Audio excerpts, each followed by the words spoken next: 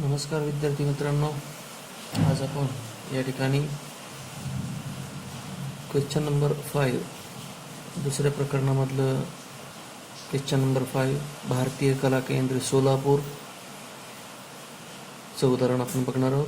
या ठिकाणी सांगितलं भारतीय कला केंद्र Solapur gives you following information for the year ended on 31 March 2018. या ठिकाणी आपल्याला बनवायचं सांगितलं prepare income and expenditure account. फक्त या ठिकाणी आपल्याला इन्कम अँड एक्सपेंडिचर अकाउंट आपल्याला या ठिकाणी बनवायला सांगितलेलं आहे की जे 31/3/2018 आपल्याला बनवायचं आहे. ओके, मग आपल्याला दरवेळेस सांगितल्याप्रमाणे आपल्याला रिसिप्ट अँड पेमेंट अकाउंट या ठिकाणी दिलेलं असतं. आपल्याला याच्या आधारे इन्कम अँड एक्सपेंडिचर अकाउंट बनवायचं आहे. मग ज्या वेळेस आपल्याला या ठिकाणी रिसिप्ट अँड पेमेंट अकाउंट देतात त्यावेळेस आपल्याला इन्कम अँड एक्सपेंडिचर अकाउंट या ठिकाणी बनवायचं असतं. मग हे बनवत असताना काही उदाहरणामध्ये आपल्याला बॅलन्स शीट दिलं जातं, रिसिप्ट अँड पेमेंट अकाउंट दिलं जातं, परंतु ज्यावेळेस आपल्याला सांगितलं जातं की तुम्हाला फक्त इन्कम अँड एक्सपेंडिचर अकाउंट बनवायला सांगितलं तेवढंच आपण बनवायचं. ओके, जर बॅलन्स शीट बनवायचं सांगितलं तर मग आपण या ठिकाणी income and expenditure account, balance sheet अशा पद्धतीने आपण या ठिकाणी बनवत असतो. पण हे बनवत असताना विद्यार्थी मित्रांनो आपल्याला प्रामुख्याने आता या ठिकाणी उदाहरण बघायचं आहे. Okay, receipt side, payment side, stationery, furniture, investment, expenses, postage, magazine and newspaper ही अशी पेमेंट साईड दिली, ही रिसिप्ट साईड दिली की जी आपण पुस्तकामध्येही त्या ठिकाणी बघू शकतो. एकदा पुस्तकामध्ये आपण ते बघून घ्या. त्याच्यानंतर या ठिकाणी आपल्याला सांगितलं additional information legacies are to be capitalise. आपण लेगसीजवर या ठिकाणी टिकमार्क करू. Outstanding salary ₹200. मग या ठिकाणी आपण पेमेंटमध्ये salary outstanding 200, 50% of entrance fees are to be capitalise. 50% entrance fees ही कॅपिटलाइज झालेली आहे. ती आपण या ठिकाणी एंट्रन्स फीज ही इन्कम साईडला रिसिप्ट साईडला असते. एंट्रन्स फीज बघितली. आता प्रत्यक्ष आपल्याला हे उदाहरण सोडवायचं आहे. तुम्हाला सांगितलं विद्यार्थी मित्रांनो सरळ साधं सोपं की जी पेमेंट साईड दिलेली असते ती एक्सपेंडिचरला ट्रान्सफर करायची. पेमेंट साईड एक्सपेंडिचर, कारण पेमेंट म्हणजे आपण पैसे देतो म्हणजे आपण ते खर्च करतो. आणि रिसिप्ट साईड जे आहे विद्यार्थी मित्रांनो, receipt side income side. Receipt म्हणजे प्राप्ती असते थोडक्यात आपण म्हणू. इन्कम म्हणजे आपलं उत्पन्न.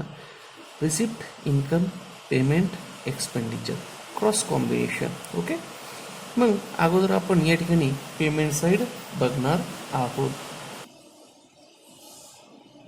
आता ही पेमेंट साईड बघताना आपण सुरुवातीला या ठिकाणी दिलेले आपल्याला स्टेशनरी.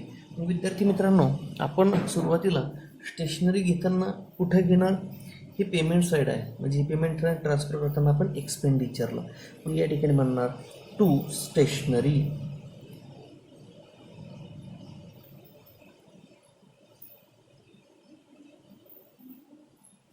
टू स्टेशनरी 600 अमाऊंट आपण बाहेर घेणार. ओके, त्याच्यानंतर दुसरा आयटम आहे फर्निचर. आता हे जे काही फर्निचर जे आहे फर्निचर परचेस आपल्याला या ठिकाणी बॅलन्स शीट तयार करायला सांगितलं का? तर नाही. जर बॅलन्स शीट तयार करायला सांगितलं असतं तर आपण ते त्या ठिकाणी कुठं घेतलं असतं? ॲसेट साईडला या ठिकाणी घेतलं असतं. ओके, त्याच्यानंतर पुढं सांगितलेलं आहे इन्व्हेस्टमेंट ऑन गव्हर्नमेंट सिक्युरिटीज. आपण इन्व्हेस्टमेंट केली गव्हर्नमेंट सिक्युरिटीजमधली, पण आपल्याला या ठिकाणी बॅलन्स शीट सांगितलं असतं तर आपण कुठं घेतलं असतं? हे ॲसेटला घेतलं असतं. ओके, त्याच्यानंतर बाय एक्सपेन्सेस ऑफ ड्रामा. ड्रामासाठी खर्च केला, एक्सपेन्सेस ऑफ ड्रामा. मग या ठिकाणी आपण म्हणणार to expenses for drama. Okay, ड्रामासाठी किती एक्सपेन्सेस खर्च केला विद्यार्थ्यांनो? तर आपण ड्रामासाठी खर्च केला ₹3000. त्याच्यानंतर पुढे आहे पोस्टेज. पोस्टेज हे आपला एक्सपेन्सेस आहे. मग या ठिकाणी म्हणणार टू पोस्टेज. ओके, पोस्टेजसाठी आपल्याला ₹450 खर्च आलेला आहे, तोही आपला एक्सपेंडिचर आहे. ओके, त्याच्यानंतर मॅगझिन अँड न्यूजपेपर. आता या ठिकाणी मॅगझिन आणि न्यूजपेपरसाठी आपण खर्च केलेला आहे 600 रुपये. मग तो मॅगझिन आणि न्यूजपेपर हे आपण या ठिकाणी एक्सपेंडिचरला म्हणणार to magazine and newspaper. Okay, magazine आणि न्यूजपेपरसाठी आपण केलेला आहे खर्च विद्यार्थ्यांनो 600 रुपये. त्याच्यानंतर आहे बाय सॅलरीज. ओके, सॅलरीज हा आपला एक्सपेन्सेस आहे, मग तोही आपण एक्सपेंडिचरला म्हणणार टू सॅलरीज. ओके, त्याच्यावर ॲडजस्टमेंट दिलेली आहे की या ठिकाणी आउटस्टँडिंग सॅलरी 200.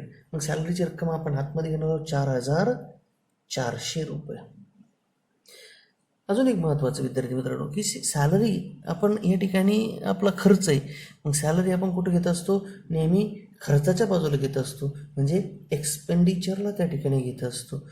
आणि नेहमी आउटस्टँडिंग हे आपण ॲड करत असतो. मग आउटस्टँडिंग इन्कम असला तर तो ॲड करून ॲसेटला घेत असतो, आउटस्टँडिंग एक्सपेन्सेस असला तर तो ॲड करून आपण लायबिलिटीला घेत असतो. तर या ठिकाणी आपल्याला बॅलन्स शीट बनवायची नाही, त्याच्यामुळे ॲसेट अँड लायबिलिटीचा आपण विचार करणार नाही आहोत. मग नेहमी आउटस्टँडिंग ॲड करतो, मग या ठिकाणी म्हणणार आपण ॲड आउटस्टँडिंग. मग आउटस्टँडिंग सॅलरी किती आहे 200.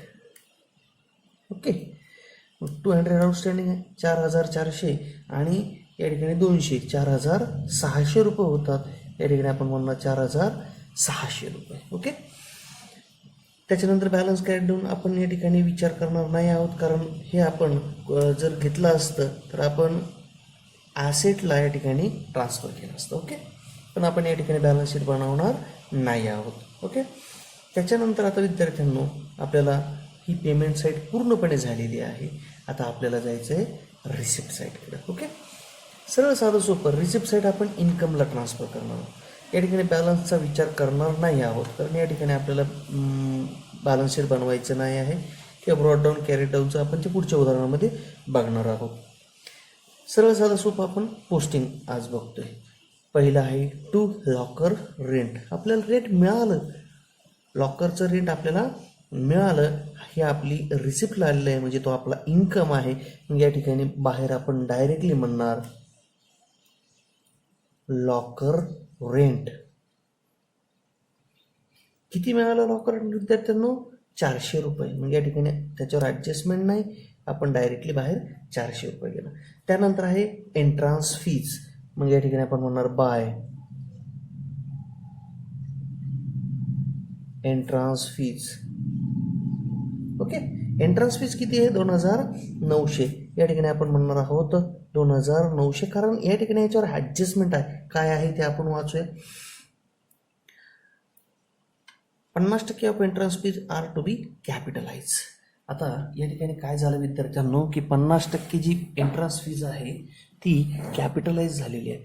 कॅपिटलाइज झाली म्हणजे काय की त्यातली 50% अमाऊंट जी आहे ती कॅपिटलमध्ये समाविष्ट झालेली आहे. कॅपिटलाइज होणे म्हणजे कॅपिटलमध्ये समाविष्ट होणे.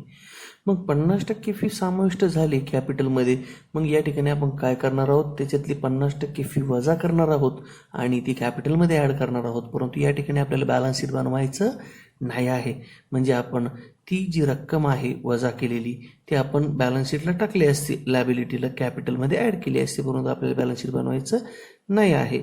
तर या ठिकाणी आपण फक्त ती रक्कम वजा करणार आहोत. मग या ठिकाणी 2900 मधून आपल्याला 50% वजा करायचे. मग या ठिकाणी आपण म्हणणार लेस 50% कॅपिटलायझेशन. कॅपिटलाइज्ड. ओके, त्याच्यामध्ये 1450 रुपये आपल्याला वजा करायचे, बाहेर आले 1450 रुपये. ओके, त्याच्यानंतर पुढं आपल्याला काय दिलेलं आहे विद्यार्थी मित्रांनो, या ठिकाणी ॲडजस्टमेंट झाली. दुसरा इफेक्ट आपण का करत नाही, तर आपल्याला बॅलन्स शीट बनवायला सांगितलेलं नाही. ओके, त्याच्यानंतर पुढं सांगितलेलं आहे to sale of old newspaper. या ठिकाणी आपण म्हणणार by sale of old newspaper.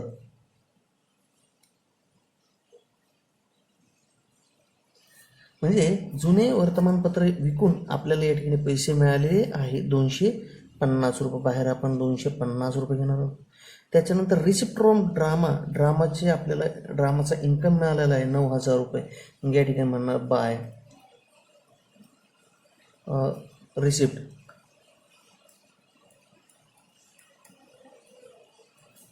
From drama. Okay, receipt from drama 9,000 रुपये आहे. रक्कम बाहेर घेणार कारण आपण या ठिकाणी कुठल्याही प्रकारचे ॲडजस्टमेंट नाही आहे त्याच्यावर. त्याच्यानंतर लेगसीज, मग या ठिकाणी आपण म्हणणार बाय लेगसीज. आता ही लेगसीज जी आहे विद्यार्थी मित्रांनो, लेगसीज म्हणजे काय की वारसा हक्काने आलेली मालमत्ता जी आहे, एखाद्याने आपल्या संस्थेच्या नावावर मालमत्ता जर केलेली असेल तर त्याला म्हटलं जातं लेगसीज. ते आपण अगोदर समजून घेतलेलं आहे. पण आता लेगसीज या ठिकाणी सांगितलेलं आहे की लेगसीज आर टू कॅपिटलाइज. मग किती काय हे नाही सांगितलं, म्हणजे 100%. मग लेस कॅपिटलायझेशन किंवा कॅपिटलाइज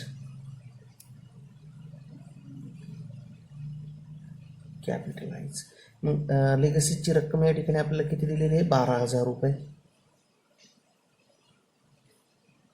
12,000 रुपये टोटल रक्कम बाहेर आली नील येणार. ओके, आणि जर आपण बॅलन्स शीट तयार केलं असतं तर कॅपिटलाइज रक्कम कॅपिटलमध्ये ॲड केली असते. त्यानंतर टू इंटरेस्ट ऑन गव्हर्नमेंट सिक्युरिटीचा इंटरेस्ट आपल्याला मिळाला बाय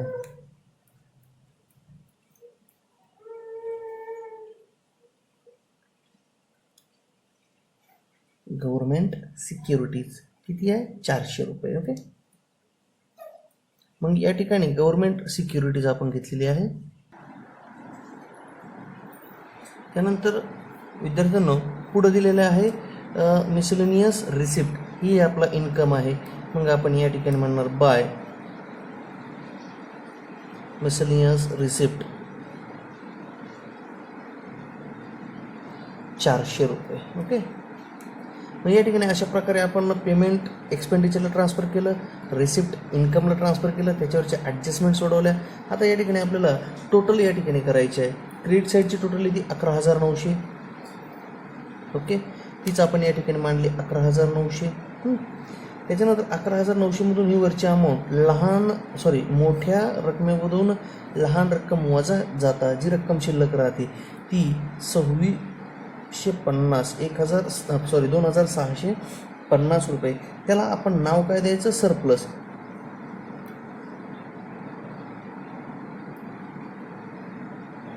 मग त्याला काय म्हणायचं एक्सेस